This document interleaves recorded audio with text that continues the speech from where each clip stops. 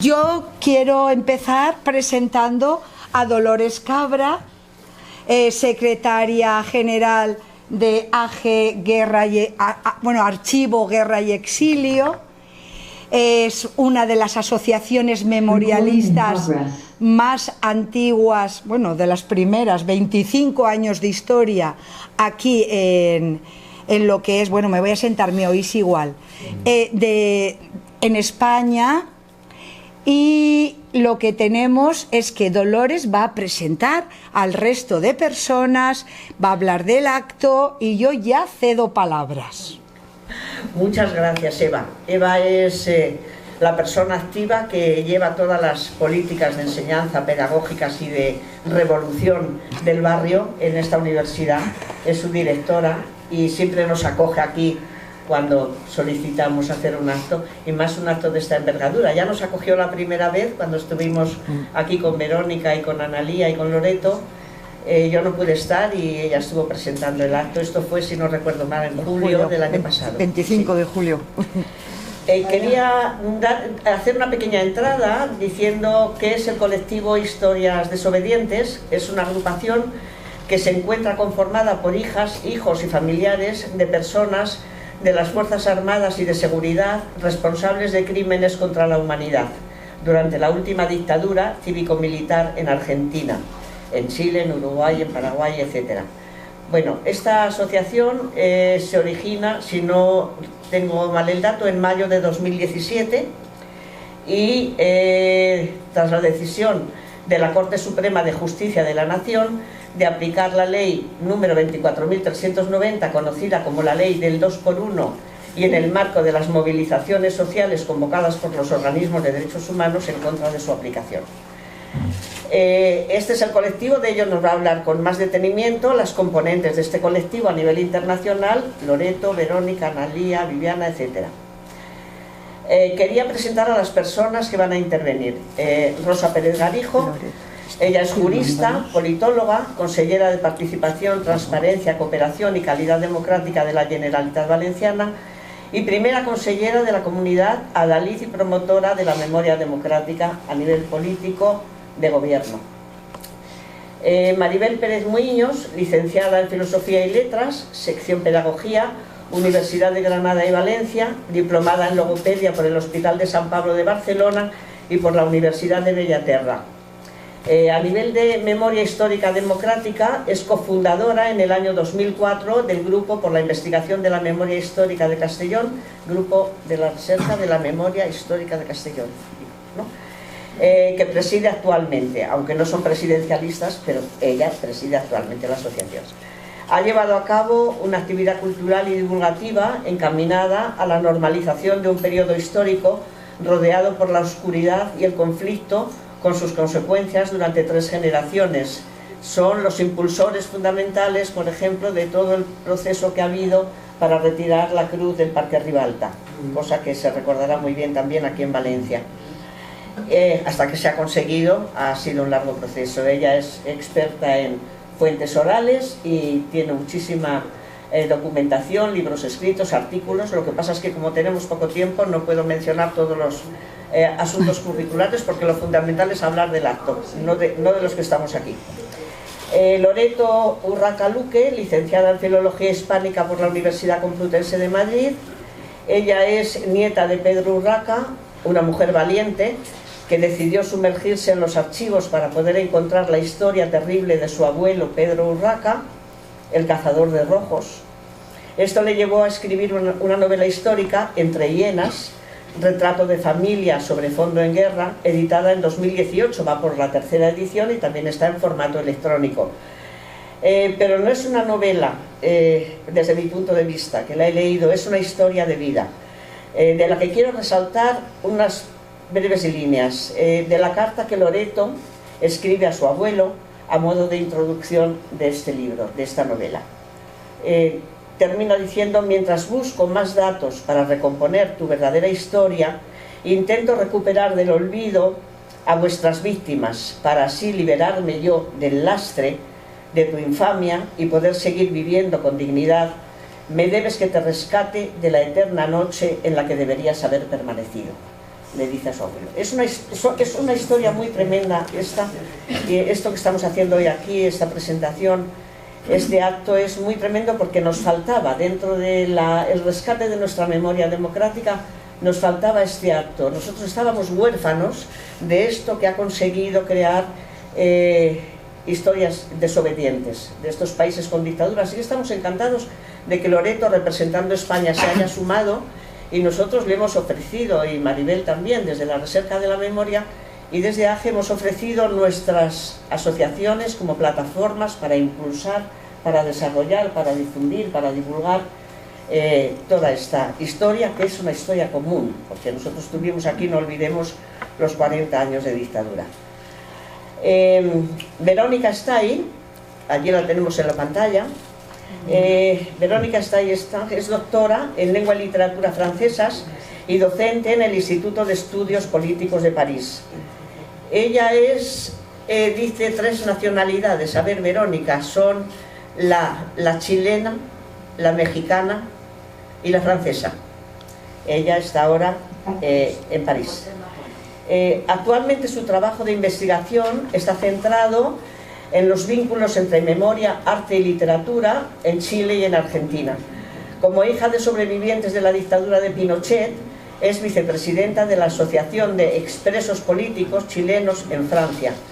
Como sobrina de un responsable de crímenes contra la humanidad, es presidenta del colectivo Historias Desobedientes de Chile.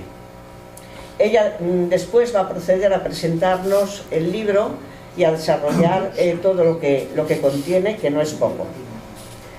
Viviana Reibaldi, que no sé si está por ahí, Viviana, es licenciada en psicopedagogía, integrante de Historias Desobedientes, hija de oficial de inteligencia del Ejército, miembro del batallón 601 Central de Reunión. Néstor Rojo también está conectado, relator impositivo de la Agencia de Recaudación de la provincia de Buenos Aires, nació en Azul, hijo de Mario Maiti y Olga Chávez, integrante de Historias Desobedientes desde 2018. En el año 16 comenzó a tener dudas sobre su identidad, lo que derivó en un reclamo judicial que mediante examen de ADN confirmó su sospecha. Era hijo de genocida Sola Rosa. Hemos empezado, pero ha llegado muy a tiempo. Confirmó su sospecha. Era hijo de genocidas. Su padre, Mario Maiti, fue condenado a prisión perpetua por delitos contra la humanidad y en la megacausa número 4447, base naval del Plata. Indagando, descubre además que el resto de sus familiares también estaban involucrados con actividades ilícitas en la dictadura. Sus 3 hijos nunca podrán agradecerle, esto es cosa mía, de mi cosecha, sus 3 hijos nunca podrán agradecerle lo suficiente que Néstor haya asumido la dura tarea de darles a conocer quién fue su abuelo. Lo mismo pienso de Loreto. Es al menos una parte de la herencia que se ha asumido con esa responsabilidad y no se le deja ese dolor terrible a los hijos, como pasó en el caso de Loreto. Por aquí tengo Analia Calinet, argentina, docente hace más de 20 años, psicóloga hace más de 10 y estudiante de abogacía desde hace 2. Pero señala que hay algo que ella sabe, está siempre aprendiendo a comprender. La escritura de Llevaré su nombre, su primer libro, se enmarca en esa tarea. Fue como querer comprender lo incomprensible. Figuraos que os pasa eso a cualquiera de vosotros, es lo incomprensible. Su padre, Eduardo Calinet, es un represor que actuó en los centros clandestinos que integraron el circuito atlético Banco Olimpo y fue detenido y luego condenado. Tiene que ver con una posición tomada, explica Analia en diálogo con este diario a pocas semanas de haber salido a la luz su libro.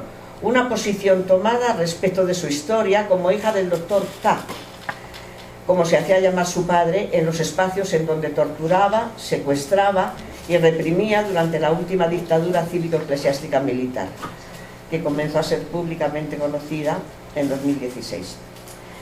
Me queda aquí Pilar. A destiempo, Pilar. Y aquí está Pilar. Pilar Funes, hija de Narciso Funes, suboficial de inteligencia, revistó en Campo de Mayo, estuvo en el Campo de Mayo de Buenos Aires. Comencé a interpelar a mi padre, dice, desde la adolescencia, cuando veía a las madres y abuelas buscar sus seres queridos, las abuelas de la Plaza de Mayo. Me preguntaba si mi padre habría tenido participación durante la última dictadura cívico-militar en Argentina, porque en casa se hablaba sobre el proceso de reorganización nacional. Tengo 41 años, asumí mi condición pasados los 30 años largos. Soy profesora de lengua y literatura, pero no ejerzo. Me dedico a las tareas del hogar y trabajos freelance. Y con esto hemos presentado a todas las personas intervinientes, y yo voy a dar la palabra ahora a nuestra consellera de Memoria Democrática, Rosa Pérez Garijo, que nos ha aceptado esta invitación a pesar de todo lo ocupada que está, que hoy había votaciones y por eso llega un poquito más tarde. Adelante, Rosa. Bueno, pues muchas gracias, Dolores, por invitarme, pero sobre todo por el trabajo que hacéis desde AGE. Es un gusto estar aquí. La verdad es que otra vez también me invitaste si no pudo ser, y hoy sabía que podía venir, y la verdad es que estoy encantada. Rosa, acércate más, sí, que esto se oye de pena. ¿Se oye de pena? Es vale. que... Bueno, yo sí. intento saltar la voz. Y bueno, muchas gracias por este libro, Desobediencia de Vida, que es un tercer libro sobre un trabajo, yo creo que importante, de historias desobedientes. Son historias impactantes, pero sobre todo valientes, que entran sobre todo dentro de las políticas de verdad, justicia y reparación que se han hecho en países como Argentina, y que suponen una gran envidia para los que luchamos porque haya políticas de memoria, justicia y reparación en España, ¿no?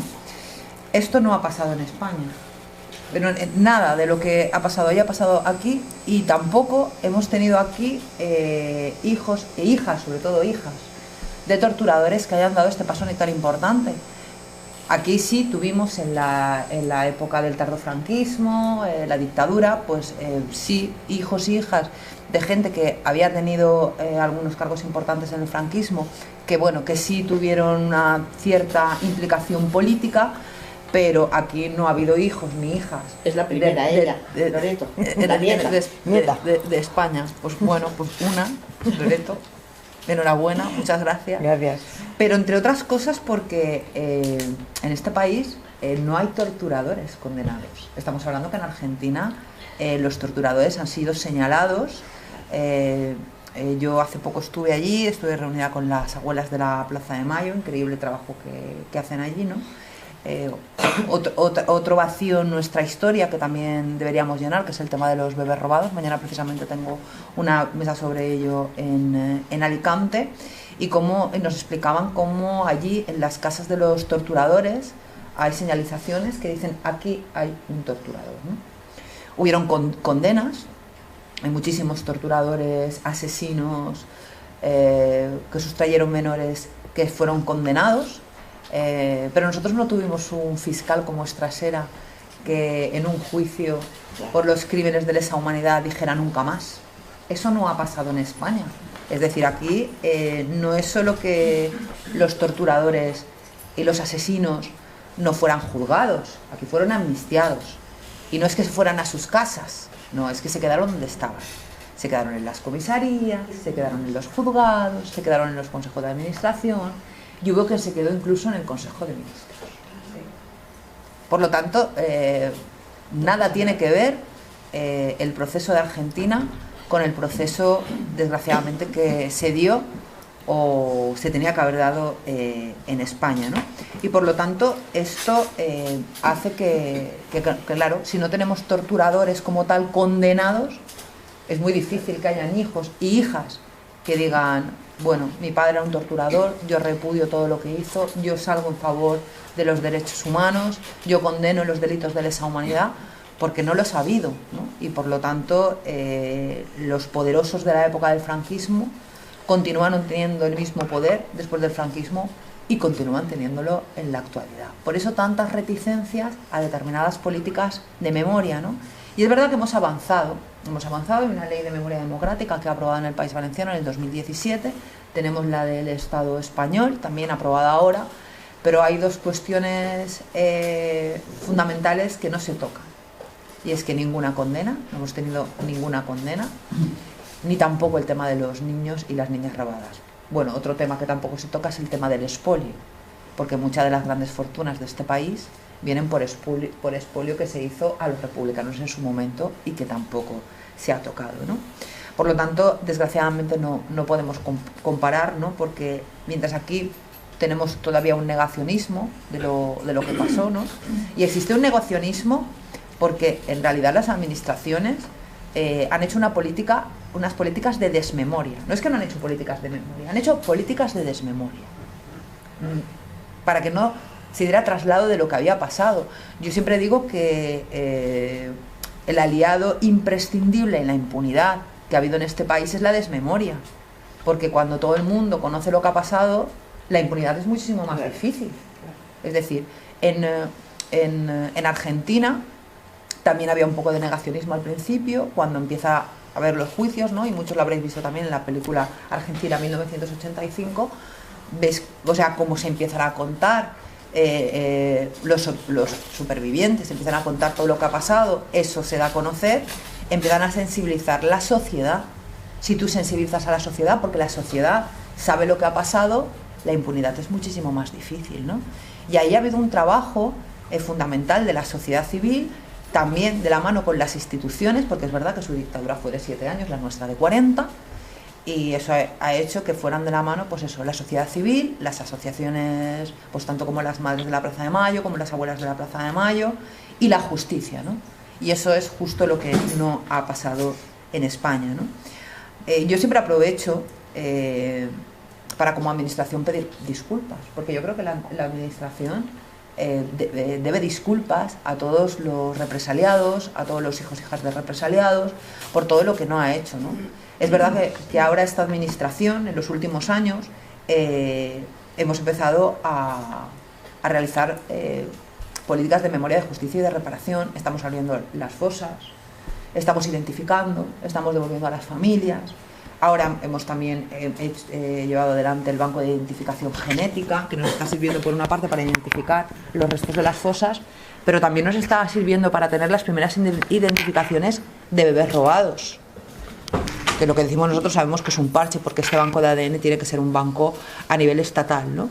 Pero aunque lo estemos haciendo ahora, hay que pedir disculpas por todos esos años en los que se ha dado la espalda, no solo a las víctimas, sino también a las asociaciones de memoria democrática, a las que siempre hay que poner en valor, porque cuando las administraciones daban la espalda han sido las que han mantenido y han pedido que hubiera políticas de memoria, justicia y reparación, y han contado lo que ha pasado en este país, ¿no? Y por lo tanto es un poco incidir, ¿no?, en que todo lo que pasa en este país también tiene que ver con la desmemoria. Fuimos al colegio, no nos enseñaron lo que había pasado, fuimos al instituto tampoco, llegamos a la facultad tampoco, a no ser que estudiaras historia, y eso, y sobre todo que es el resultado de una sociedad que 40 años de dictadura más 40 años posteriores donde mantuvieron el poder los mismos, ¿no? Cuando hablamos de torturadores, ¿cómo no acordarnos de Billy el Niño?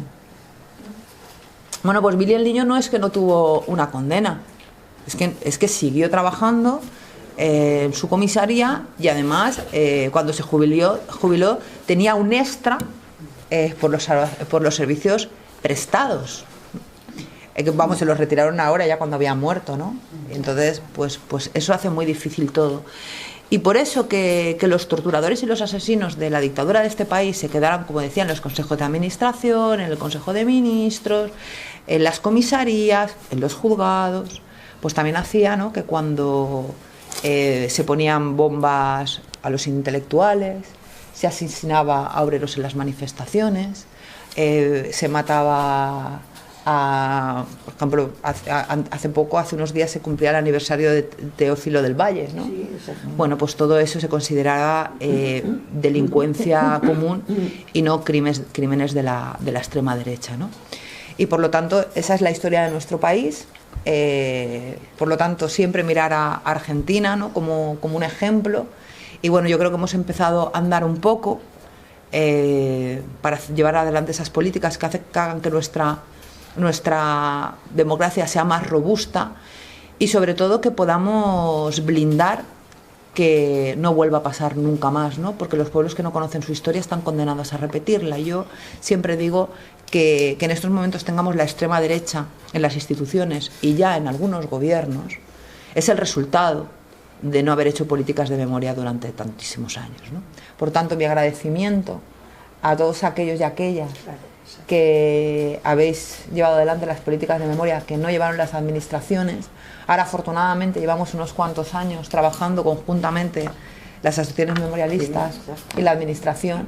Espero que esto pueda seguir muchísimos años más. Gracias. Claro que sí. Claro que sí.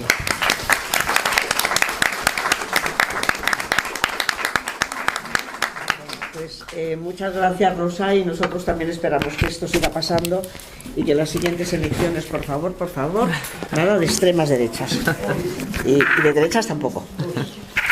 Le vamos a dar la palabra a Maribel Pérez Muiños. Bueno, hola a todos y a todas. Vamos a ver, yo soy la compañera Rosa. Ha cogido en parte de lo que en parte iba yo a comunicaros. Simplemente deciros que el Estado, o sea, que admiro profundamente el conocimiento y después de la lectura del libro, en mucho interés y cariño, mi admiración y mi reconocimiento por la valentía de estas personas. Porque nosotros en nuestro Estado español somos peculiares y muy diferentes. Somos un modelo de impunidad consolidado, y he explicado un poco el detalle, pero somos un modelo jurídicamente consolidado. Y tenemos una hipoteca que se llamaba la transición modélica. Esa es la hipoteca que arrastramos y que todavía llevamos a cuestas.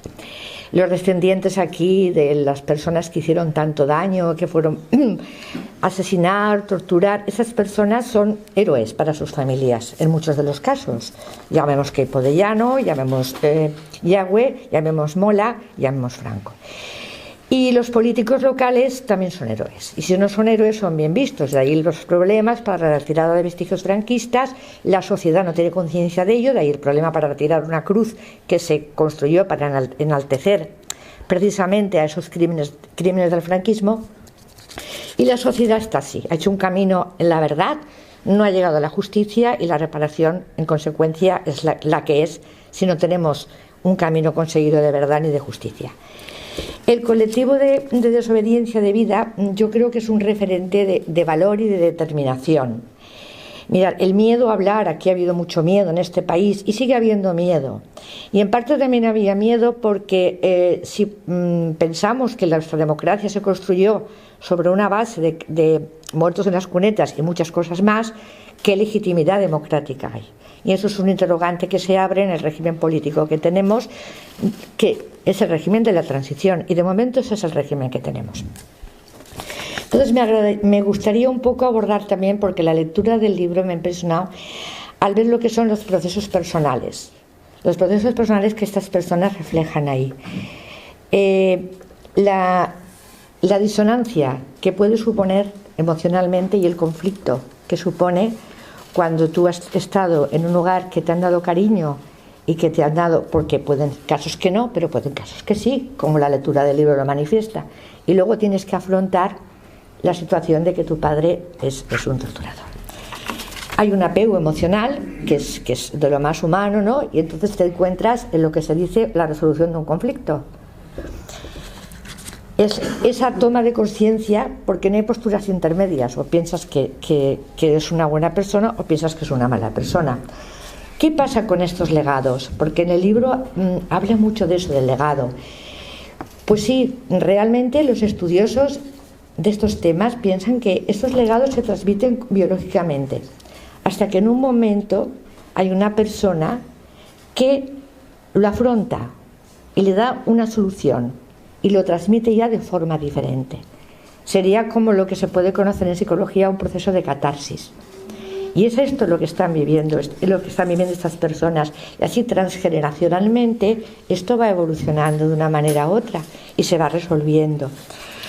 Liberar la carga esa emocional no es necesariamente decir vamos a borrar el recuerdo de los acontecimientos, porque borrando el recuerdo de los acontecimientos no conseguimos, sino que liberar la carga emocional significa una energía que está ahí atrapada y que vamos a conseguir que salga de ese atrapamiento donde está, y la vamos a usar más para que haya un crecimiento y una autosanación. O sea, que no se trata de renegar del origen. Yo creo que desde un punto de vista de la psicología y de la pedagogía, es más conseguir no renegar de él, sino deslindarse de él de alguna manera. Y por esto la desobediencia es una elección de libertad, es un acto supremo de libertad y ha de nacer desde dentro.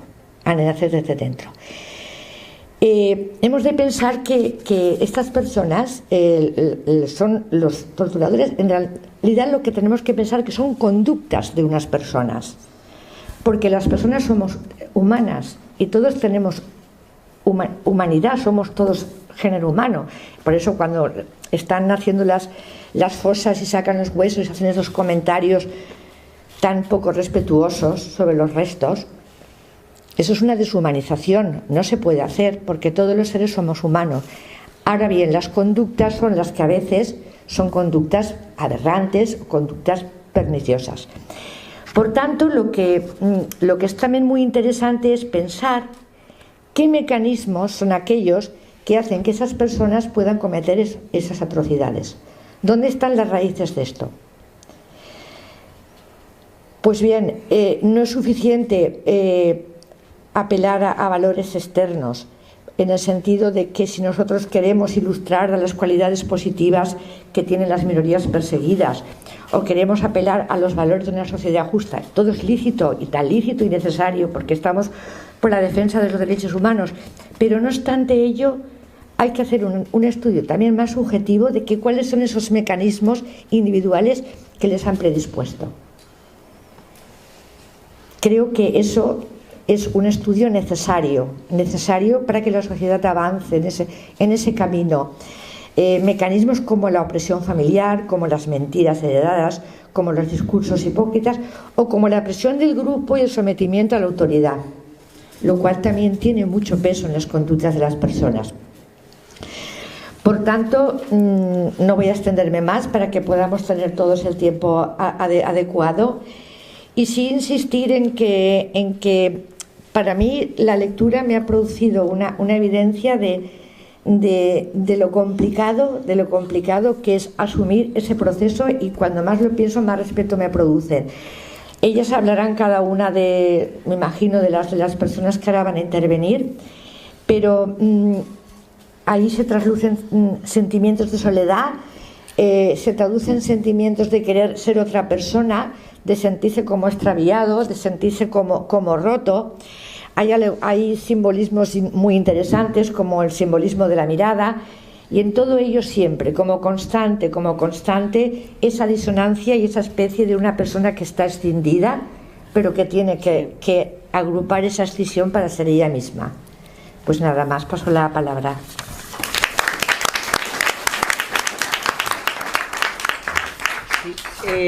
Antes de dar el paso al grueso de este acto, comenzando por Loreto, como una pequeña síntesis de lo que hemos escuchado hasta ahora, yo diría que la inmersión en la lectura de estos retazos de vida nos guía hacia el infierno, por lo menos a mí me ha guiado hacia el infierno a través del trauma y de la conmoción.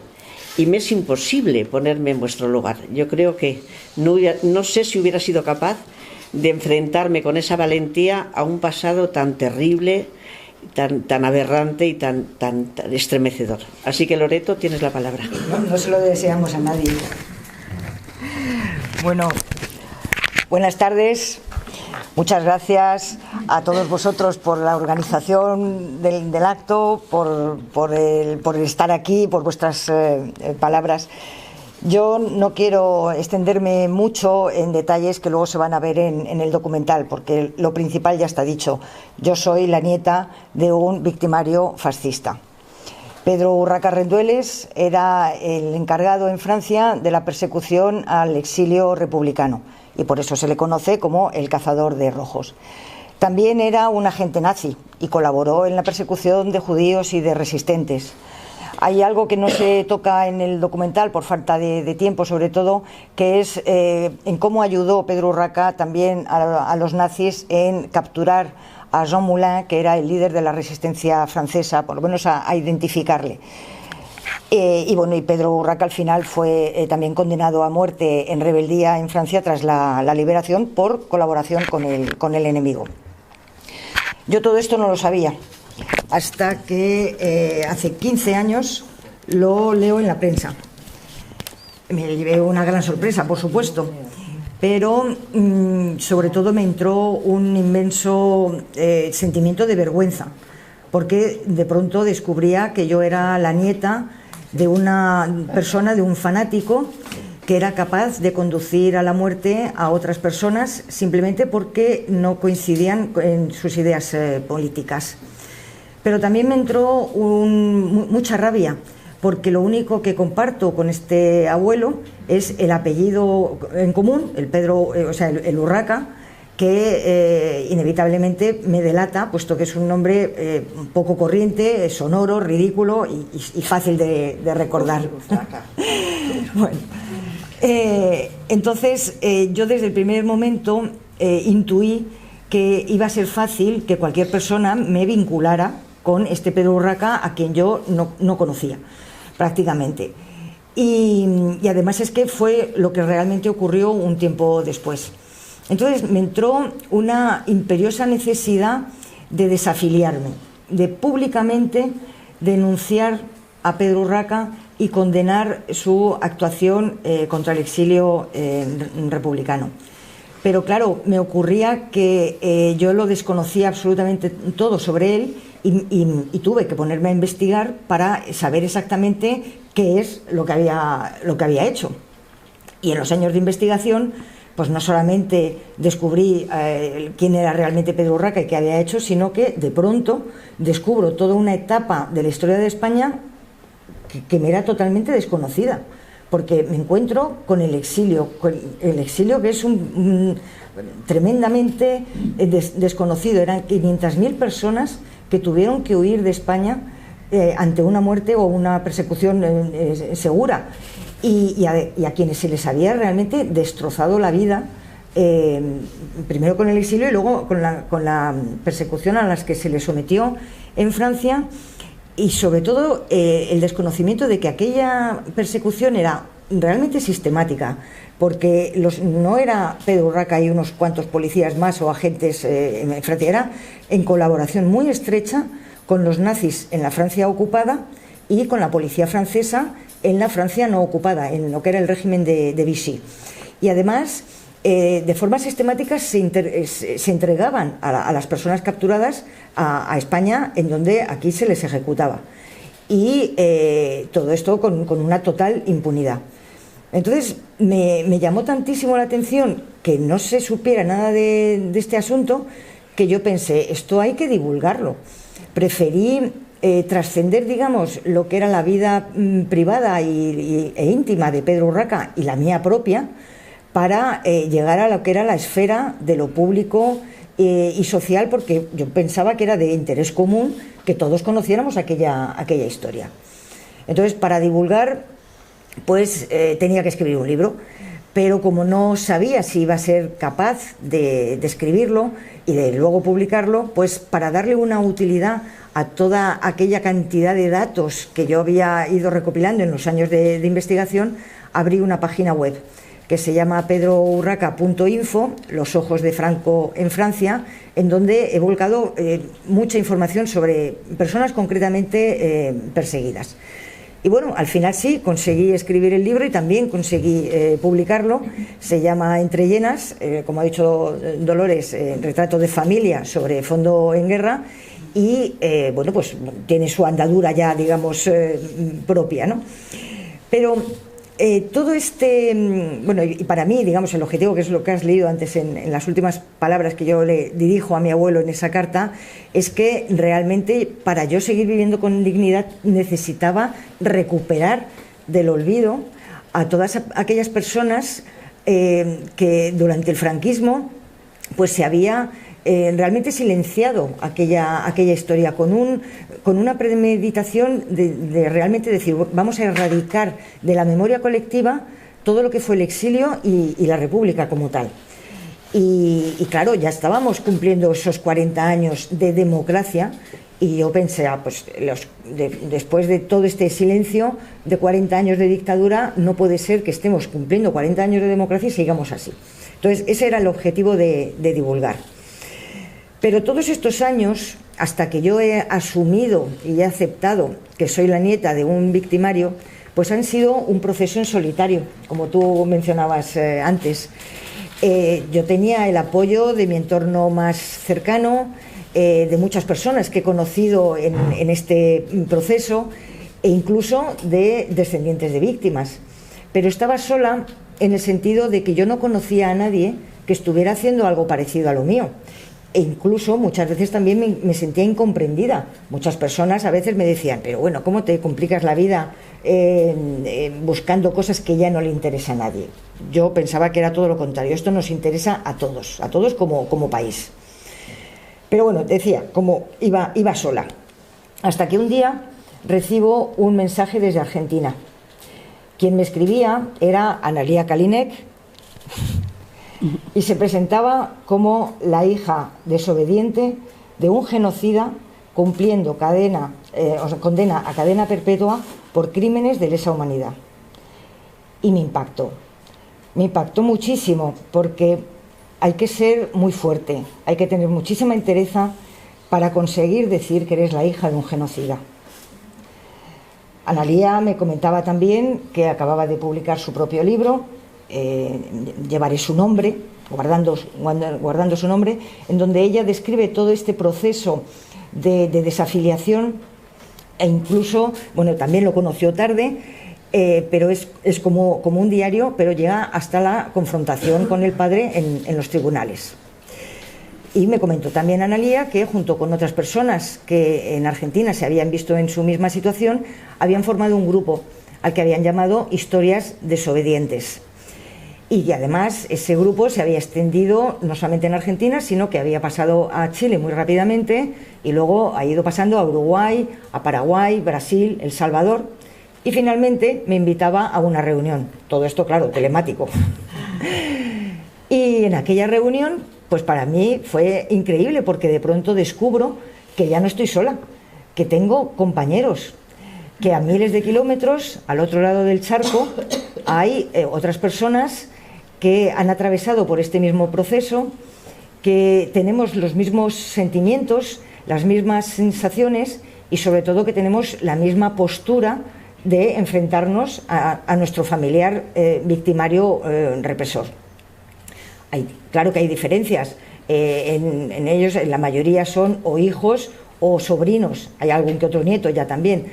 El vínculo afectivo ha existido. En algunos casos no ha sido precisamente una relación muy buena, pero en otros casos ha sido una muy buena relación.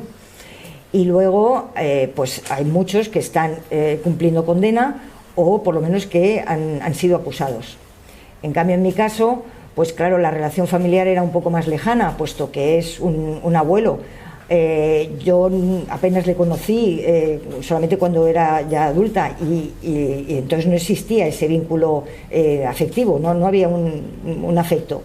Y además Pedro Urraca murió impune como todos los verdugos de su generación. Y luego hay algo que también nos une a los desobedientes, es una necesidad de crear, de transformar esta herencia maldita en un legado positivo. Hay algunos que se expresan más por las imágenes, fotografías o medios audiovisuales, y otros que hemos optado por la palabra escrita.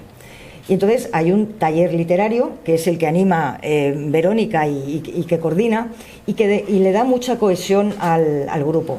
Y hoy el libro que estamos presentando es el tercer libro colectivo ya, en estos poquitos años de existencia, vamos por el tercer libro. Y bueno, y entonces son relatos cortos, hay poemas colectivos y también alguna fotografía. Y bueno, yo también les quiero agradecer a los desobedientes que en este volumen hayan querido incluir la carta a mi abuelo con la que yo abro mi novela, que era realmente mi acto de desafiliación, ¿no? Bueno, en realidad nosotros con estos testimonios pues lo que estamos intentando es superar nuestra vergüenza, dominar la rabia y transmitir también un mensaje positivo, porque lo que no queremos es que nuestras tristes historias se vuelvan a repetir. Pero también estamos condenando, digamos, esa impunidad y rompiendo el silencio que se nos ha impuesto. Y yo, pues, para mí, conocer a los desobedientes me ha reafirmado en mis convicciones. Realmente creo que lo correcto es lo que estamos haciendo, condenar a nuestros familiares represores. Y desde la distancia admiro la fuerza que da el grupo y me encanta verles cuando marchan en las marchas de memoria, que en España creo que tampoco tenemos, y claman todos al unísono justicia y reparación para las víctimas de nuestros familiares. Por eso yo creo que en España ya es hora de que vayamos haciendo este ejercicio de metabolización de nuestra historia más reciente, porque es una manera de superar la confrontación y de afianzar la democracia. Y por eso espero que haya muchas más voces desobedientes que quieran unirse al colectivo. Muchas gracias.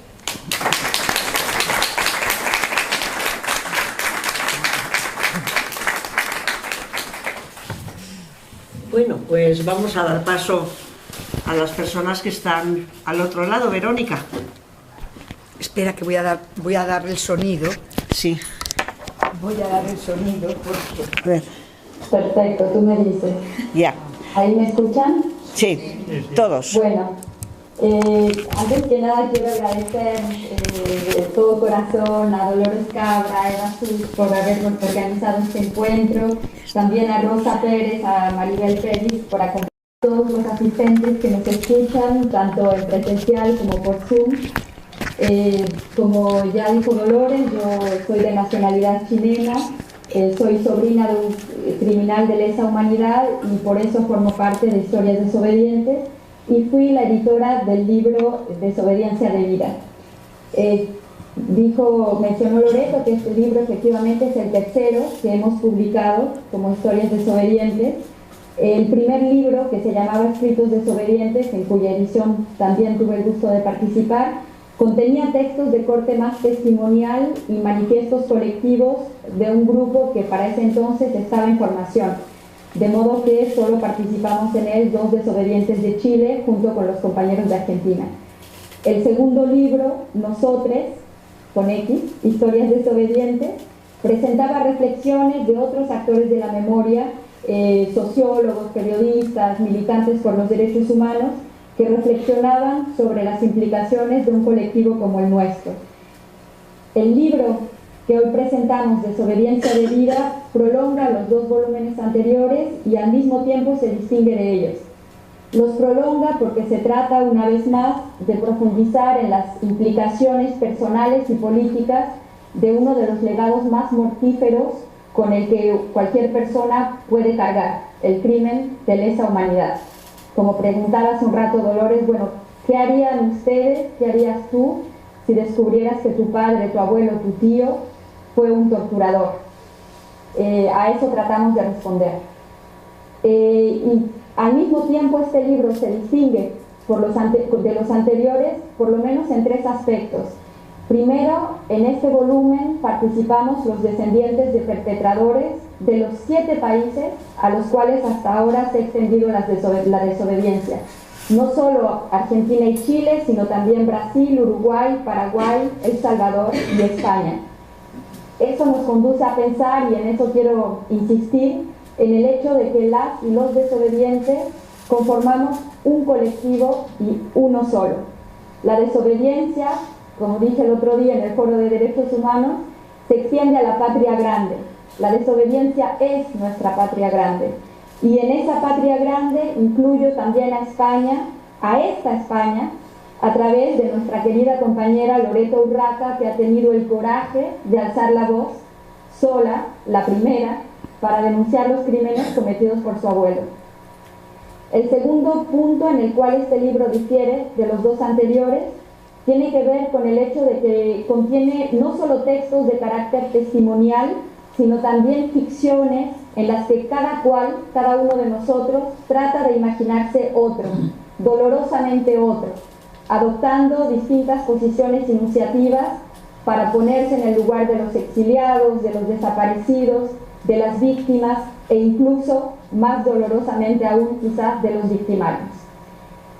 Y tercero, Desobediencia de Vida tiene la particularidad de ser, como dijo Loreto, el resultado de un taller de escritura que coordino desde 2020 y en el que participan las y los desobedientes de los distintos países. Y en ese marco, a los escritos individuales se suman también poemas colectivos que son el fruto de ejercicios que realizamos en conjunto, de modo que nuestra voz como colectivo va tomando forma más allá de los manifiestos y declaraciones propiamente políticos que no hemos dejado de publicar. Creo que de modo general este libro nos muestra que el horror no es un concepto abstracto. El horror se levanta por las mañanas, se afeita, se lava los dientes, se pone uniforme de militar o ropa de civil cuando sale a hacer labores de inteligencia. El horror se pone las botas o los zapatos, vuelve a la casa por la noche, saluda a su esposa y a sus hijos, se sienta a la mesa, le da un beso a los niños antes de irse a acostar, se saca las botas a los zapatos, se pone pijama, se acuesta a dormir. El horror tiene un cuerpo, una forma de andar y de mirar, una manera de hablar y de callarse también. El horror tiene un rostro, tiene nombre y apellido. Este libro pone en evidencia lo que sucedió cuando descubrimos que ese rostro, ese nombre y ese apellido eran los de nuestros propios familiares.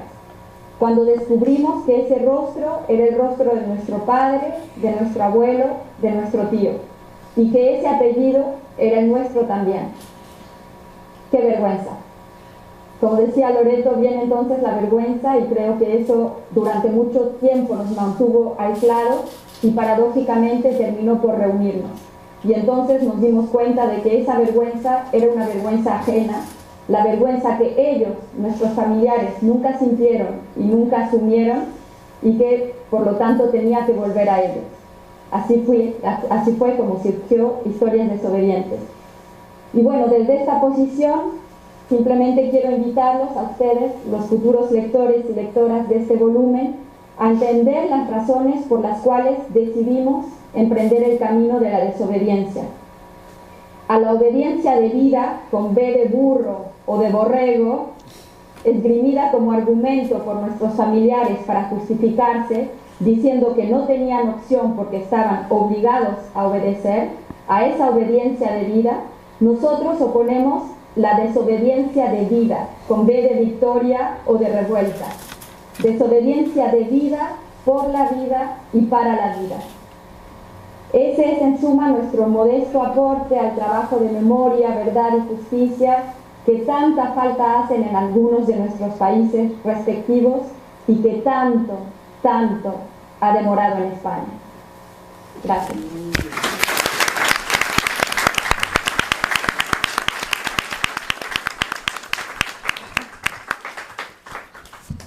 Bueno, no sé si tenemos por ahí a Viviana, si quiere hablar. Viviana. Viviana. Hola, muchas gracias. ¿Cómo están?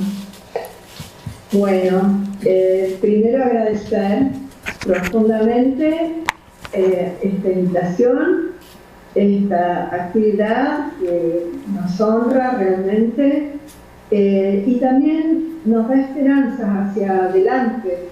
El hecho de poder estar alzando nuestra voz también con Loreto en España, ¿no? Un país que, como bien dijo la compañera, todavía le cuesta tanto hablar de los crímenes terribles, aberrantes que han ocurrido en ese país hace tantos años atrás, que hoy aún siguen sufriendo las consecuencias de esos crímenes, la población en general, la comunidad en general. Así como en Latinoamérica, seguimos con los efectos de la opresión de aquel plan Cóndor acá en Latinoamérica, seguimos con efectos que ahora tienen unas formas distintas para empobrecer a la mayoría de las personas que vivimos en Latinoamérica. Hay otro plan con otro formato, pero en el fondo es el mismo. Y mantenernos en silencio, en ese silencio que acá en Argentina pudimos romper gracias a tantísimos ejemplos, tantísimas luchas que nos precedieron, no solo las madres, las abuelas, los sobrevivientes que declararon en los juicios mismos, el coraje y la valentía de tantos fiscales, abogados, que siguen llevando adelante cada día los juicios que nos permiten ubicarnos mejor en quiénes somos, de dónde venimos y hacia dónde queremos ir para no bajar los brazos en cuanto a luchar para romper con este plan Cóndor hoy día, plan Cóndor hambreante para nuestra comunidad, nuestra población, de sometimiento. Bueno, celebro que estemos en España con nuestra voz desobediente. Así que muchas gracias a todos por escucharnos. Es un plus que tenemos, desobedientes, las desobedientes, de poder alzar la voz en relación al silencio al que se refería Loreto hace un momento. Rompimos con el silencio y para nosotros es un plus poder alzar la voz.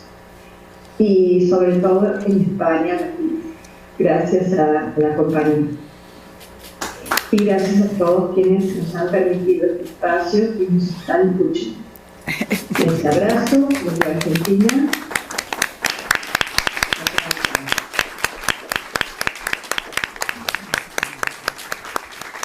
Muchísimas gracias, Viviana. Creo que vamos bastante bien de hora, así que vamos a ver si Néstor Rojo está por ahí, para que nos pueda decir unas palabras también. Sí. Buenas tardes. Gracias. A toda España.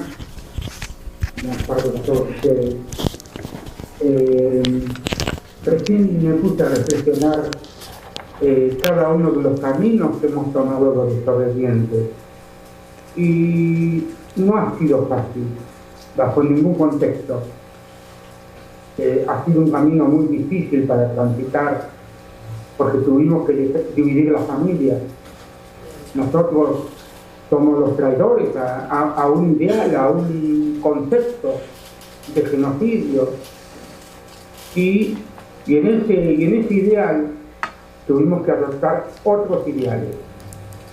Ustedes imagínense el honor que tiene que tener cada uno de nosotros por ser desobedientes, por haber dividido la familia, por transitar ese camino de memoria, de verdad, de justicia, siendo los hijos de quienes cometieron los crímenes más atroces contra la humanidad.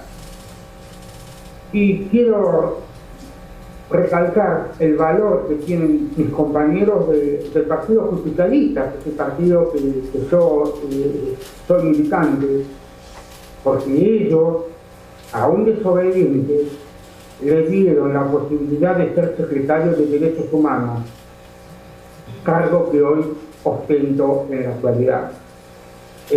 Aquí estoy contento de estar con cada uno de ustedes, porque me alientan a seguir dentro de la desobediencia, y porque a pesar de que dividimos la familia, tengo mis hermanos desobedientes.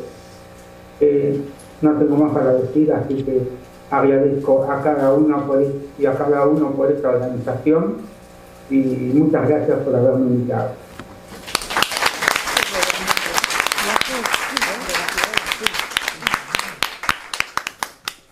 Bueno, debemos tener gracias, Néstor, por tus palabras. Aquí estamos. Siempre que podamos podéis contar con nosotros. Por ahí debemos tener a Analía Kalinek, desde Argentina. Acá estoy, ¿me escuchan? Sí. Bueno, me sumé un ratito, no me podía aguantar las ganas de estar en ese lugar donde no hace tanto estuvimos con Vero también presentando el colectivo junto con Loreto. La verdad que nada, palabras de agradecimiento, bueno, de poder compartir ahora virtualmente el espacio con más compañeros y compañeras. Lo veo también a Enrique desde Madrid, gracias Enrique por sumarte. Hace un ratito se sumó estuvo Fede Coringrato, que también está con un proyecto documental. Quiero contar que pude ver el documental de Pedro Urraca, anticipándole a Loreto que no me iba a poder quedar, y quedé profundamente conmovida, impresionada, así que bueno, ojalá lo puedan ver, porque es un material que no tiene desperdicio. Y yo tenía apuntado acá, Vero, orientame vos, leer un fragmento del libro, ¿no? Porque sí, era un poco... Desobedientes teníamos que ser, ya nos salimos del programa. Bueno, leo una partecita chiquita para introducir también. Y bueno, y saludar este encuentro, saludar esta desobediencia, saludar que estemos ahí en la persona de Loreto también existiendo ya físicamente y realmente en España. Y voy a leer un fragmento de un texto que se incorpora en el libro y que dice así: y cuando te mueras voy a escupir en tu tumba, por la tumba de los que no tienen tumba, y voy a llorar, como lloro ahora cuando te pido que hables y que me mires.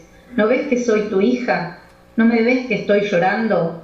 Porque te vas a morir, y con vos se va a morir la posibilidad de saber, y se va a morir la posibilidad de que cuentes y digas la verdad, se va a morir la posibilidad de que nos podamos encontrar, de que nos podamos mirar, y se va a morir mi urgencia, mi necesidad de que puedas escuchar, que puedas ver, que puedas sentir, que puedas entender el dolor de los que no tienen tumba, de los que buscan y no encuentran. El dolor de los que esperamos un gesto de humanidad, una palabra, ese dato, ese detalle que vos tenés y te callás la boca. Y vos no hablás y te vas a morir. Te vas a morir como nos morimos todos, como nos morimos todas, como se muere el árbol o como se muere la paloma. Pero vos te vas a morir distinto. Hoy voy a escupir tu tumba y voy a llorar, como lloro ahora, porque no hablas. Bueno, nada, un pequeño fragmento ilustrativo que Vero me había seleccionado en esta parte, es un poco evidente.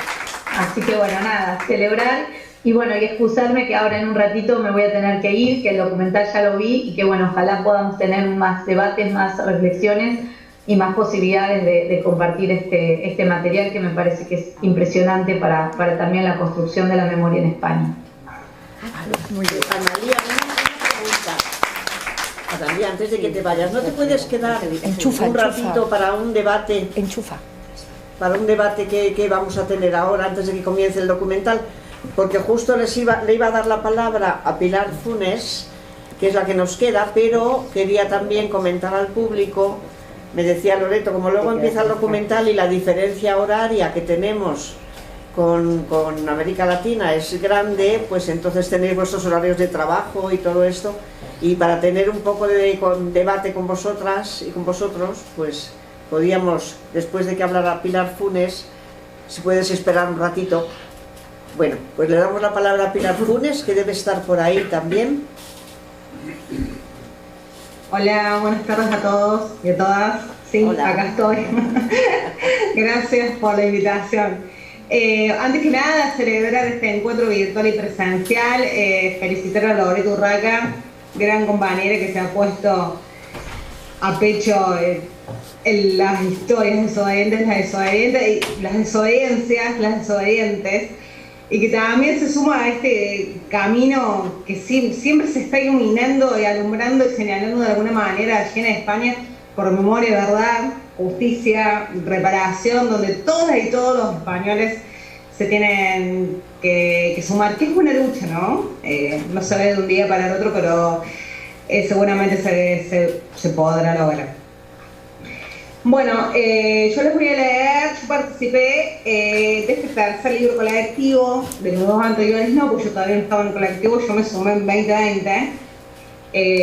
Me comentaron del colectivo dos militantes de hijos, que me dijeron que en Buenos Aires existían un grupo de hijos de hijas con mi misma condición, en mi misma situación, y que me comunicaron con ellos.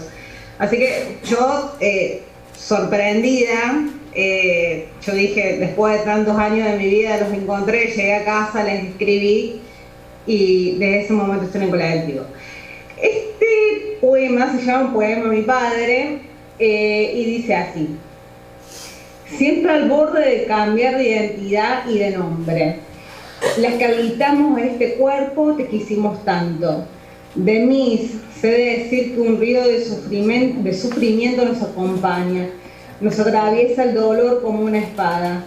De mí sé decir que no hay calma, afuera el cielo, pero la luna no tiene consuelo. Escribo estas líneas con la música de fondo de tus botas, dolor punzante en mi cuerpo y en mi memoria. Tic-tac, reloj de los tiempos. Te he descubierto con un viento de lunes en invierno. Tic-tac, reloj de los tiempos. ¿Cuántos daños has hecho? A mí también me lo dejaste clavado en el pecho.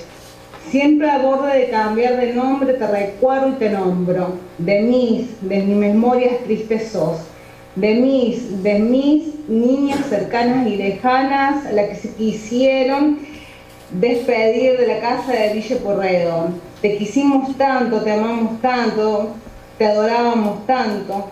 Nosotras, las que no te olvidamos, las que te recordamos, las que no te perdonamos.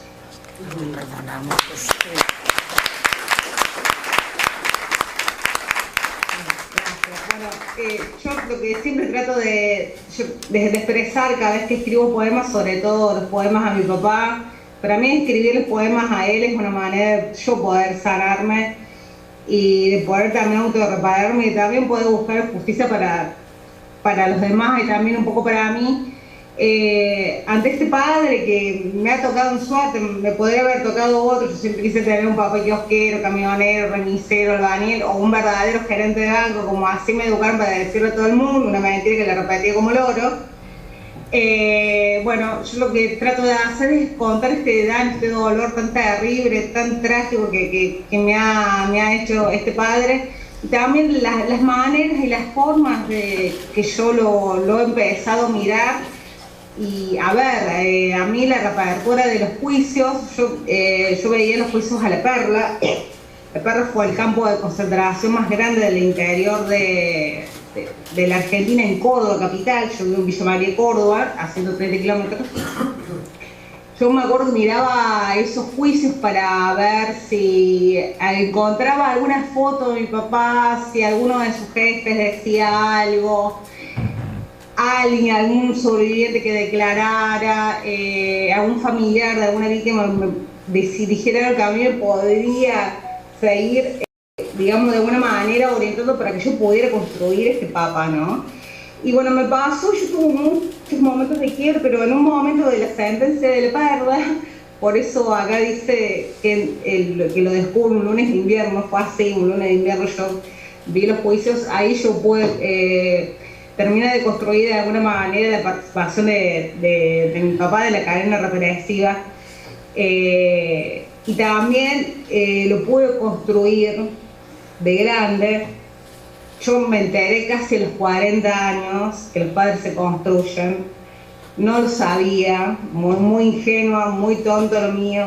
Bueno, ahí también pude construir a este papá que me ha tocado, que lamentablemente en mi caso ha sido un papá violento. Desde siempre yo no tengo absolutamente buenos recuerdos para él, pero tampoco tengo odio, revanchas personales ni nada de eso, porque si yo lo tuviera sería como él y soy totalmente opuesta. Así que en ese sentido, digamos, siempre a lo largo de los años yo entendí que tenía que ver las cosas desde el amor y también transformar, ¿no? Porque si no yo iba a seguir más mortificada y más amargada y iba a seguir sufriendo. Bueno, de eso se trata este poema, de tratar de contar y de pintar a mi papá de cuerpo, de darle también una identidad a través de la poesía. Por eso también el ruido de las botas, esas que siempre me ha atormentado desde muy chica, el sonido de las botas de mi padre, como que de alguna manera siempre está ahí ahí en mi vida. Bueno, espero que les haya gustado el poema. Gracias.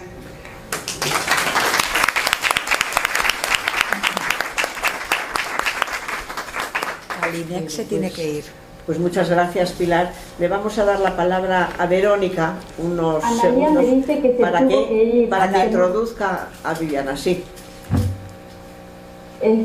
Analia me dice que se tuvo que ir porque le estaban llamando del trabajo urgente, está en el trabajo, así que lo lamenta muchísimo, pero bueno. Y bueno, ahora si les parece que lea Viviana su texto que no lo leyó, y ustedes nos dicen cómo vamos con el tiempo. Muy bien. Gracias. Pues adelante. Bueno, gracias. Este breve texto se llama Guillermo, una breve historia de amor. ¿Cómo nombrarte hoy, Guillermo Scioli, cuando no supe tu nombre hasta aquel día, tantos años después? ¿Cómo nombrarte y volverte a la vida con tu cabello rubión y tus ojos grandes, claros, luminosos, cuando nunca te conocí? ¿Cómo nombrarte, volverte a la vida y soñar con que alguna vez, quizá, pudimos haber estado enamorados cuando nunca nos tocamos? Solo fue aquella noche de diciembre, un instante a través de los vidrios del bar de esa esquina siniestra. Tu cuerpo, con pantalones de vestir y saco sport, arrastrado por 4 cobardes. Tu cuerpo brillante esa noche de terror, en esa esquina de silencio más abominable. Fuiste empujado adentro de ese Falcon que atravesaba las 2 avenidas, Corrientes y Callao, por 4 sujetos que hicieron que nuestro mundo posible fuese el peor, el más absurdo, el más despiadado, el más dañino. ¿Cómo contarte que casi muero de vergüenza por haberme quedado paralizada frente a esa escena de espanto? Mi única posibilidad entonces fue nombrarte en la mesa del examen final que tuve la noche siguiente, porque no te olvidé, ninguna noche. Aunque no vi tu cara ni conocí tu identidad, no te olvidé, no te olvido. El tiempo es solo una ilusión. Y me encontré un día frente a la placa con tu nombre. Estaba otra vez mirando a través del vidrio del bar. La baldosa en la esquina, después de tantos años, me acercó nuevamente a aquel instante.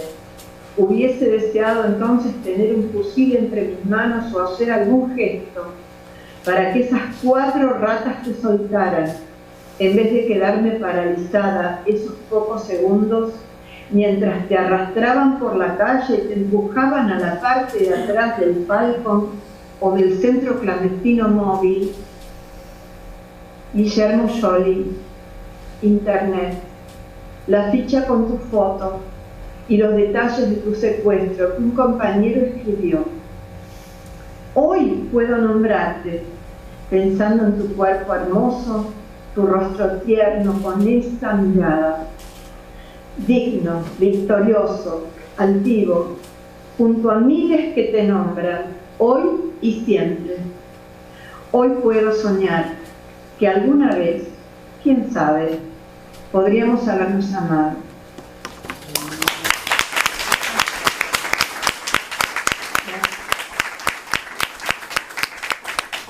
Yo creo, muchísimas gracias, Viviana. Son las 18, las 6:10. La compañera consellera se tiene que marchar y no va a ver el documental, pero he quedado en que se lo podemos enviar después para que lo vea. Y te agradecemos mucho que hayas estado aquí, Rosa, porque ha sido estupendo. Además es la representación de lo oficial, que nos viene muy bien, porque hay que seguir adelante tirando de ese hilo y de esa cuerda. Intentaremos. Y así que mientras preparamos el documental, pues ella se marcha y nosotros nos vamos sentando entre el público. Y damos paso al documental de Urraca, Cazador de Rojos. Gracias. corriendo de sitios a otros. No encuentro nada de... Hola, perdonad un momento.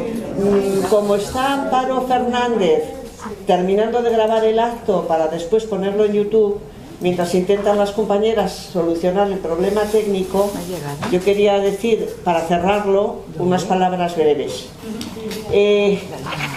Quería decir que los agradecimientos ya los hemos hecho a la consellera y a todos los participantes, pero quería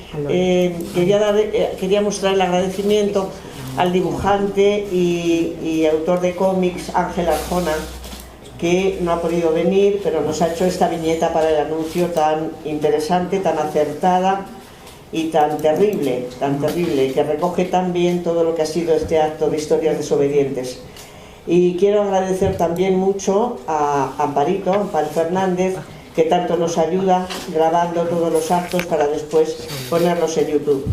Y desde luego al selecto público que ha venido a ver el acto y que soporta estas cuestiones de informática, pero bueno, ya nos iremos orientando y la próxima vez serán menos. Y quería decir que, aunque no se ha dicho antes, pero no se ha comentado antes, pero lo que sí se consiguió en Argentina con finalizar la ley de punto final, es borrar las secuelas de la ley de amnistía. Y aquí no lo hemos conseguido todavía.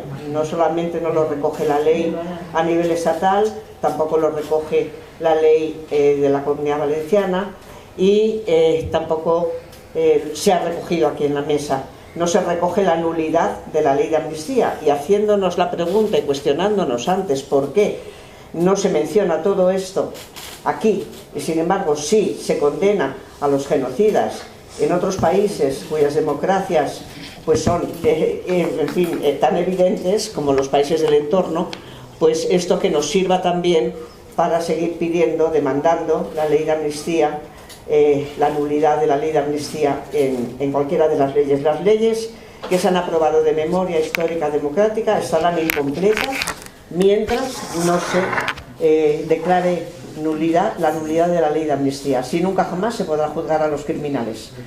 Y aunque lo pongan como una excusa, que que se recoge en la ley, en la ley no se recoge en ninguna de las leyes. Así que yo quería mencionar esto porque es otra labor que nos lleva adelante Argentina y sobre todo estas mujeres valientes de Historias Desobedientes. Muchísimas gracias, Amparo. Y con esto finalizamos el... Gracias. Vamos a ver si... Vamos a ver...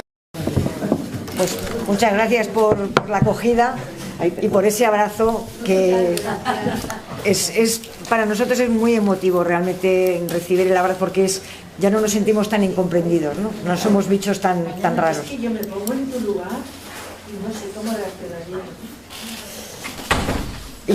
Y yo he tenido mucha suerte, por lo que decía antes, las diferencias con los de Latinoamérica, el lazo familiar es más lejano. No existía un vínculo afectivo entre él y yo. Antes me has preguntado que si yo tenía hermanos. Yo no he tenido que romper ninguna familia. O sea, yo he tenido la libertad, ni siquiera le he tenido que pedir permiso a mi padre para ponerme ni a investigar, ni a escribir, ni nada. O sea, ahí he estado sola, pero en ese sentido me ha beneficiado, puesto que esa soledad no tenía ninguna responsabilidad con respecto pues a tus hermanos o a sobrinos o a tíos. Entonces, pero es verdad que no es nada agradable, es lo que decíamos antes, no se lo deseamos a nadie, porque es una situación difícil. Sí, allí. Una pregunta por eso. Hay dos cosas que me llaman... O sea, habla un poquito alto para ver si... Dos cosas que una las nombraba en la presentación y que está en la novela, y quería preguntarte si habías avanzado más en la investigación sobre el tema de la identificación de Urraca en la identificación y en la captura de Jean Monnet. Y la otra cosa es si podías comentar un poquito más acerca de la relación con León de Grel. El caso de Grel, claro, es un caso, probablemente todo el mundo recuerde el último episodio, que es cuando Violeta Friedman, que es una superviviente del Holocausto, lo demandó judicialmente por negación del Holocausto a los tribunales españoles. Bueno, digamos la última aparición pública de Grel, pero este tipo tremendo. Sí. Bueno, yo de la parte de Degrelle sé mucho menos, porque lo que es mi investigación se ha basado en los años de Pedro Urraca en la Segunda Guerra Mundial. Cuando ya se va a Bélgica con ese otro nombre y tal, yo no he investigado ahí mucho porque no he tenido un investigador como Jordi Guixé que ha hecho realmente el trabajo previo. Yo lo único que iba era consultando los archivos. Entonces, toda la parte de Pedro Urraca en Bélgica está por estudiar. Y la relación con Degrelle, pues hasta mi propio padre lo termina, o sea, la relación de Hélène con Degrelle, hasta mi propio padre lo termina confirmando. Pero yo de esa parte de la historia sé poco, la verdad es que sé poco. Con respecto a lo de Jean Moulin, estoy investigando en ello, sobre todo intento hacerlo en archivos franceses, porque en España no creo que encuentre nada.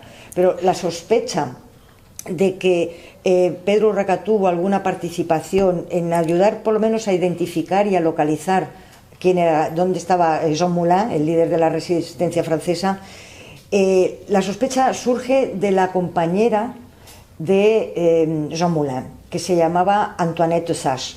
Antoinette Sage, desde 1934, alquilaba, o sea, era la inquilina en un apartamento que la propietaria era la suegra de Pedro Urraca. Esto es en el año 34. Pero en 1936 empieza una relación con Jean Moulin. ¿Pero quién era Jean Moulin en 1936? Era el jefe del gabinete civil del Ministerio del Aire francés, y es a través de ese ministerio cómo se canaliza la ayuda en armamento a la República.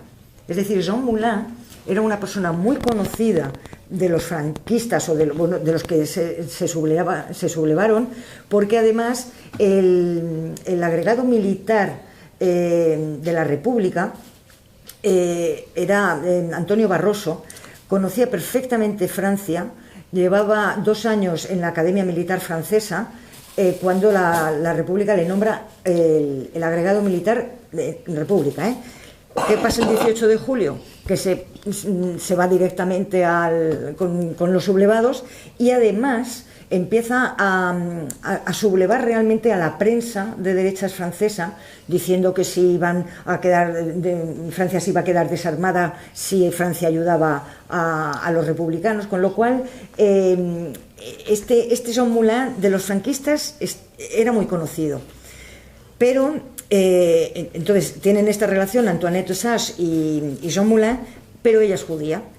Entonces en junio de 1940 tiene que huir de Francia, de París, se va hacia la zona no ocupada, con documentación muy sensible que le da Jean Moulin, y a partir del 42 empieza a ser perseguida realmente, que es cuando la persecución a los judíos en Francia se hace mucho más dura, a partir del año 42, y la convoca la Gestapo. La convoca la Gestapo a través de su gestor, el gestor con el que hacían los alquileres que ella tenía que pagar a la suegra de Urraca. Entonces, ¿qué persona sabía que aquel señor era el gestor de Antoinette Sage? Solamente lo podía saber la familia Urraca. Entonces ella empieza a pensar que el hecho de que a ella la persigan y que la convoque la Gestapo es en realidad porque van buscándola como señuelo, digamos, de encontrar a Jean Moulin. Entonces hay toda una serie de hechos que yo tengo que intentar documentar un poco más, pero de hecho tengo ya un artículo escrito en un coloquio que se hizo en Toulouse sobre estos temas, y que las actas tienen que salir dentro de poco, pero en Francia, o sea, un coloquio que se hizo en Francia. Pero yo tengo que fundamentar un poco más esa teoría, porque claro, si llega a ser realmente cierto que él colabora de aquella manera en ayudar a los nazis a capturar a un resistente francés, que bueno, es el héroe nacional en Francia actualmente, pues claro, eso sería ya se escapa, digamos, de lo de la desobediencia, sería realmente entrar en un ámbito histórico tremendo. Pero vamos, sí, en ello estoy. Gracias. Yo tengo una pregunta. La documentación que tu padre guarda en el garaje, que debe ser fascinante para una periodista que está haciendo un documental, que te digan: tengo una documentación que está en el garaje y no la abro y cuando la abren se encuentran allí los diarios y tal y tal. Y está todo además en el Archivo Nacional de Cataluña, que me parece maravilloso. Allí guardamos nosotros, la Asociación Archivo Guerra y Exilio, depositamos todos los fondos que nos van dando tanto los exiliados como los niños de la guerra, los guerrilleros, todo lo hemos ido entregando al Archivo Nacional de Cataluña, que es el único que se hizo eco, además de esta historia, hace 25 años. Y allí están miles de documentos que se pueden consultar, están al servicio de la investigación pública. Así que me emocionó mucho cuando vi que tu padre decía, pues he decidido donar esta documentación a un archivo público, además, porque también es una forma de desagravio, ¿no? Y te iba a preguntar qué contiene, lo has visto porque te hemos visto en el documental, claro, pero lo has estudiado un poco a fondo. Súper a fondo, es que, claro, cuando mi padre entrega esa documentación, el archivo hace un disco con muy buena calidad de fotos, y a mí me llega ese disco. Y entonces, para mí, esa documentación, yo me he leído absolutamente todos los diarios de Pedro Urraca, todos los años, han sido años, bueno, así tengo claro los ojos, que los he ido perdiendo, porque escribía a mano, también está en otras documentación, pero sobre todo era escrito a mano. Entonces, yo esa documentación la he utilizado mucho para mi novela, sí, pero no la había visto nunca físicamente. Entonces, solamente el año pasado, cuando fuimos a Barcelona y a París a rodar, pues claro, aprovechamos la entrevista con Gemma Aguilera en el archivo. Entonces fue la primera vez que tuve aquellos diarios en la mano, pero los conocía, vamos, no de memoria, pero muy bien, pero gracias al disco que me habían dado. Pero fueron años, muchos años antes, como 8 o 9 años antes. ¿Y está bien conservada? O sea, ¿estaba en cajas? Sí, no hay, por ejemplo, no hay documentos que estén con humedad, ni... No, lo que pasa es que, claro, están escritos a mano. Pues si tenéis documentos, ya sabéis. Al archivo, si existe. Sí, es un lugar ideal, porque además son archiveros jóvenes, muy bien preparados, con un gran sentido de la función pública, trabajan muy bien, y nosotros todo lo hemos ido dejando allí, depositando allí, porque además se cumple la condición de que todo quede al servicio de la investigación pública, que es para lo que recogemos la documentación y que no se pierda, para que después Loreto consulte y pueda hacer su libro. Claro que sí. Y eso es muy importante, sí. Allí. Sí. Voy a hacer un poco de contar la historia que llevamos un poco entre manos. Bueno, esto os voy a hacer una invitación, porque por una casualidad yo había leído el libro de Loreto, lo había visto en París, Valencia, y me resultó muy interesante, me fascinó la novela cuando salió. Y yo soy dibujante, y hace como un año así, por una serie de casualidades, no voy a entrar en tantos detalles, un guionista de Zaragoza y una editorial de Zaragoza proponen hacer una novela gráfica sobre los últimos días de Azaña. Y estamos en ello, estamos ya ultimando. Contacté, gracias a Anacleto, con Loreto, y Loreto nos está haciendo el prólogo. Y habrá una presentación en Valencia que estará Anacleto, que es catedrático de Estética de la Universidad, y Loreto presentando el libro, que supongo será a final de mayo. El libro se va a titular Plomo y Gualda, el encierro mexicano de Azaña en Francia. Y evidentemente un personaje fundamental es Pedro Urraca. Todo lo que hemos visto, narrado en dibujos, una visión un poco también, claro, lo que es un cómic, no es historia fidedigna, pero es toda la historia que pasa. En fin, estamos muy ilusionados.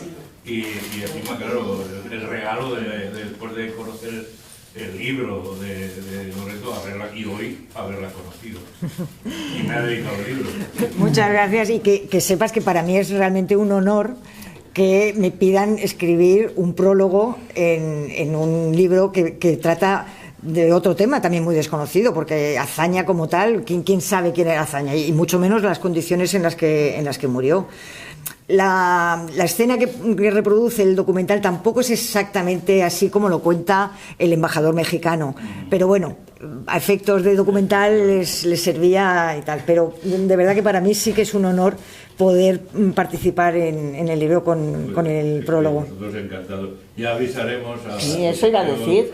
Para que lo conozcáis y vayáis. Sí, para ir nosotros también. Y hagamos divulgación. Claro, que me avisen. Por allí. Como estamos de anuncios, ya que Manuel ha anunciado, en julio, los días 12 y 13 de julio, este año es el 40 aniversario de la Universitat d'Estudi de Gandia, que es el Centro Internacional de Gandia, digamos, que es la delegación de la Universidad de Valencia. Y entonces, dentro de la programación de cursos de verano, una compañera y yo coordinamos un curso, son 2 días, que se titula Por memoria del franquismo y de la transición. Y entonces invitamos a Loreto es una de las participantes, hay otros participantes, jóvenes investigadores con investigaciones en curso, que hablarán sobre el tema del Valle de los Caídos, la transformación del lugar de crimen en lugar de memoria, sobre los productos culturales derivados de los asesinatos de los laboralistas de Atocha, películas, novelas, etcétera, es decir, la visión por ahí, y algún otro curso más sobre este tema. Por tanto, también, muy bien. Si estáis un poco atentos a ese tipo de cosas que se publicitan a través de la universidad, podéis asistir. Gracias. Será ponente estrella. Que también ha sido otro honor que me inviten a este tipo de temas, porque claro, es lo que hablábamos el otro día, el punto de vista del perpetrador todavía no se ha trabajado tanto, siempre es la víctima individualizada y el perpetrador es como una nebulosa. En cambio aquí es la cuestión de darle la vuelta, ponerte en la piel del verdugo, y en cambio es la masa de víctimas, que ese es el objetivo un poco. Creo que hay otra pregunta. Es que inevitablemente, con toda vuestra historia, me ha venido a la cabeza un referente para mí inevitable. A mí me impactó mucho cuando yo era muy joven una obra de teatro que se trajo a Valencia, que se llamó, supongo que muchos la conoceréis o algunos la veréis, se llamó Las Cuts Culpables, era en valencià, entonces Las Cuts Culpables era una obra referente a los descendientes del nazismo, de los verdugos del nazismo, que de alguna manera marcaban los diferentes estereotipos con los que cada uno, como podía, purgaba o reaccionaba ante esa realidad. Entonces, algunos de ellos, por ejemplo, eran acérrimos defensores de la gloria familiar, otros todo lo contrario, otros pues iban con el pañuelo palestino y se apuntaban a todas las actividades y ONGs posibles y humanitarias, etcétera, ¿no? Cada uno trataba tanto de hijos como de nietos. Yo estoy a principios de los 90 y posteriormente eso fue traducido al castellano y fue publicado en castellano, Nacidos Culpables, creo que se llama el libro, y creo que tiene un referente anterior, o sea, una versión de un libro alemán original, que ya en alemán no me preguntes cómo se dijo, porque no lo sé, pero que me resultó súper impactante. Yo esa obra la tengo pocos años, me impactó muchísimo porque jamás me había planteado esa realidad, o sea, jamás. Yo estaba en ese momento viendo cómo esas personas intentaban sobrevivir, cada uno a su modo, y la verdad es que intentaba plantear todo el espectro posible de reacciones. Digamos que en ese sentido era, entre comillas, ecuánime, ¿no? Unos han reaccionado así, otros han reaccionado así, ¿no? Pero me pareció muy interesante el experimento porque yo jamás había visto nada y además lo ambientaba en el nazismo, con lo cual resultaba quizá un poco lejano. Era como que aquí todavía no veíamos ese espejo, faltaba mucha información, que era el año 91-92, podía ser. Faltaba mucha información y no teníamos tanta como ahora, todo lo que ha salido, toda esta memoria que la estamos recuperando y necesariamente recuperando. Pero me pareció, una cosa como muy predecesora, ¿no? Como que yo no lo recuerdo y hace 30 años de aquello. Sí. Entonces, no sé, era por si conocías esa referencia. Yo he visto algún documental de ese estilo también y pero por ser breve, porque me parece que nos tenemos que ir, y yo tengo incluso un tren que coger, pero por un lado, en Alemania hay desobedientes, lo que pasa es que están como un poco sueltos. Claro, ya también estamos hablando de generación de nietos, pero sí que hay algo, y precisamente desde Historias Desobedientes lo que estamos tratando es de establecer una red internacional, que aunque seamos individuos, digamos, pero que haya relación, ¿no? Es un poco como decir, el nazismo nació en España, transitó por España no solamente porque tuviéramos el franquismo, sino porque realmente muchos de aquellos nazis acabaron en Argentina, en Chile, en todos estos países, viniendo por España. Bueno, pues ahora lo hacemos al revés, ¿no? Eso por un lado. Y por otro lado, lo que decías del gran espectro que hay de maneras de llevarlo, llega un momento que también hay que entender que por salud mental muchas personas prefieran primero que no se sepa, los que pueden, porque claro, hay apellidos que se puede y otros que no se puede. Eso para empezar, pero incluso, bueno, en Argentina una de las primeras desobedientes era la hija de Esther Colatz, que murió hace poco, y ella consiguió al final cambiarse de nombre, pero hubo una temporada, mientras el juez se lo admitía, que se llamaba ex Esther Colatz, como si fuera una ex mujer, y es decir, que cada uno se busca la manera de sobrellevarlo, y hay algunos que optan directamente por el olvido. Los que estén orgullosos de sus parientes verdugos, bueno, pues es otra opción. Claro. Pero de los que estamos, digamos, contra ellos, pues hay montones de maneras de sobrellevarlo, porque realmente es que es ese peso que te da la vergüenza, pues es duro. Entonces, o te enfrentas del todo o te escondes del todo. Y entre medias, pues de todo. Sí. Nos tenemos que ir, que yo me tengo que ir a la estación. Bueno, pues muchas gracias.